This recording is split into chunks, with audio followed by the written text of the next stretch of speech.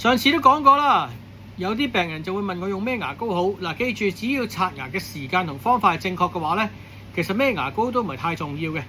但係好多時咧，喺商業社會裏面咧，牙膏都係一種商品。呢種商品嘅時候，好多時喺銷售嘅過程裏面咧，都會話俾你聽有唔同嘅好處或者唔同嘅功能嘅。咁通常一般嚟講咧，我哋都冇乜話咩意見嘅，因為坦白講，咩味咩功能對我哋嚟講咧，就一啲附設嘅好處嚇。咁但係咩情形之下係換咗牙膏之後就要終止使用咧？咁我有陣時會俾啲界線俾啲病人嘅。第一就係啲牙咧有冇啲不尋常嘅敏感狀態。嗱，有陣時咧，有啲病人轉咗牙膏之後咧，飲凍熱水會酸軟嘅。又或者口腔嘅黏膜出現甩皮嘅現象。嗱，呢兩樣嘢咧都係一啲牙膏嘅成分咧，導致到你個免疫系統產生敏感狀況嘅啲症狀。但係有冇人試過用牙膏之後個嘴腫晒啊？甚至乎可能要入醫院咧？坦白講又未試過。